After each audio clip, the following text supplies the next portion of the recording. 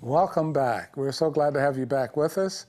And for this session, where we're going to be talking about transportation in Pahrump, we could also talk about transportation within Nye County, but for this particular item, it's going to be transportation within the town of Pahrump. And for this session, we have Susan Holecheck. Thank you so much for having me I am back. so glad to have you back with us. And you know, we always want an update on what's going on with the transportation world. But I want to go back into history just a bit and talk about how long have we been working on transportation for the town of Pahrump. This is the humorous part of the show. You know, many of us have different timelines for this. For my sake, it's probably been 2005. Okay. I was on the Southern Nevada Transit Board, and Pablo, who's on our committee, has been on the board forever, so it's probably the same length of time for him, and it's been a long time and a heartfelt desire.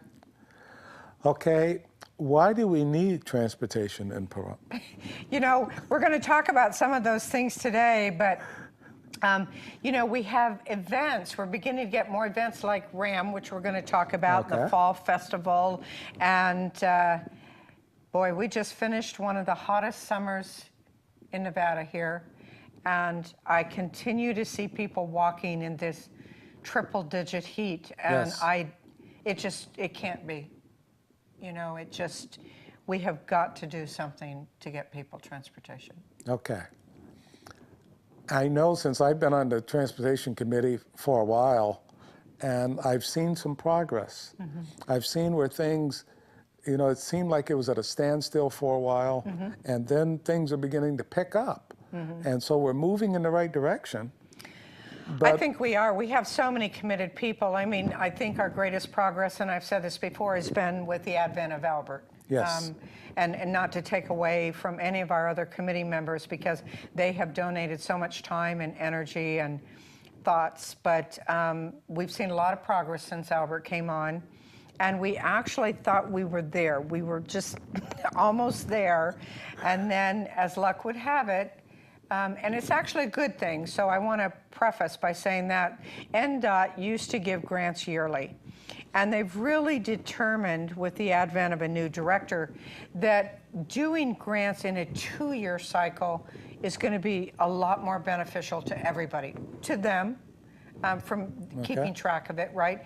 And from our standpoint, if we're awarded a grant. So that's sort of our latest snag that has put us back a bit, but I think we need to look at it from a positive standpoint. Okay. So what they've done is, we had really thought that we would be able to receive the approval of a grant in October, which is only a month away, and then we could really get transportation up and going in January. And now, unfortunately, we're going to have to resubmit our application in January. Okay. And then it's probably going to be spring before we receive notice of approval. Okay. And then, of course, we still have to get that transit coordinator in place. We've got policies to effectuate and enact. So we're probably, I would say, 6 to 7 months, a little bit further behind than we thought we'd be. Okay. Well, for those people that didn't keep up with our previous updates on transportation, what about buses? What about items that we need to have transportation in Pahrump? So, and that kind of goes back to background, which is a good question. So many of you may know or not know, through hard work, we received 4 buses from the state of Utah. And basically, we got those free. They cost $2. $2. $2 a piece. And they had as much as $200,000 worth of equipment on them. Okay. They're all handicapped, wheelchair accessible. Excellent. Okay. So what a coup for us in Pahrump and Nye County to get something like that. And one of those buses, we were able to actually have the county agree, and that got transferred for our vet trans program, which we can probably talk about a little bit. Okay. We've talked about before. And then there's these other 3 buses that we're holding in abeyance, waiting for this NDOT grant. So it's so amazing because we have the buses. We have the ability to go forward. We just need the money. So. Okay. Well, you mentioned VetTrans, and tell me about VetTrans. Oh my God, and what a good story this is. So through Albert's work, we received a $50,000 grant so that we could transport our veterans within Pahrump, not to Las Vegas or not within the county yet. And so we were able to start a veteran service 3 days a week. It's absolutely free to the veteran and anyone accompanying them, a spouse or a caregiver or whatever. And it's mainly to get them to all of those non-VA medical appointments, right? And all pharmaceutical facilities. But there's a lot of flexibility we've talked about before because, for instance, if they go to CVS to pick up a prescription and they nip over to Albertsons for some groceries, that's going to be logged as a pharmaceutical run. So there is some flexibility. What's so amazing is that we've actually gotten more money now for veterans, and now we can operate this 5 days a week. Oh, fantastic. Monday through Friday, so it's exciting. How is it going, though? It's going well, but I have to say, a lot of people still don't know about it. I was in a doctor's office this morning, and I was talking to someone within the office, and I mentioned VetTrans, and they said, well, wait a minute, I don't know anything about it. So, of course, I could immediately get my little cheerleader outfit on and go for it. But shows like yours are so important because we can never say it enough. So, yeah, so it operates Monday through Friday now. We do require 24 hours notice. So we want to make sure you call 775-572-VETS, or what you see on the screen, 8387. And we're going to pick you up, and we're going to take you where you need to go, and we're going to get you back home. You know, this is just fantastic. Again, when you mention non-VA appointments, because I think we have DAV vans that will take them to VA appointments. But if the DAV van is busy, and then they could use this as alternative transportation too. We've actually had the best luck in getting this program started thanks to the DAV, because they have been the ones who have said, hey, we're busy today, but have you called VetTrans? So we want to express some gratitude to them. And then I've also heard, just to clear the air, that somehow maybe people thought we were in competition with DAV, and that's not it at all. It's a total hand-holding collaboration. And so if anyone mistakenly has that idea, it's incorrect. But even DAV now, they can't transport someone who's using oxygen. That's correct. And that's where we step in, is those times that DAV, like you say, can't do it or they're busy. There are several restrictions that DAV have that VetTrans does not have. And like you said, it's all working together to make this work.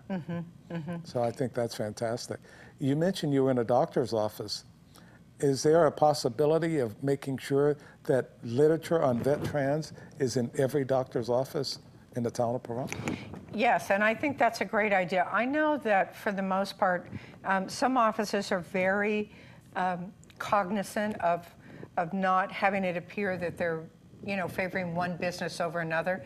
But this is clearly just a free service that's offered to our community. It's a service, not a business. Right. So we'd really like to, and I'd like to follow up on that. I think it's a great idea that even if our cards, the VetTran cards, are in a little plastic thing and people could see it on the counter and take one, I think that's a great idea. Wonderful.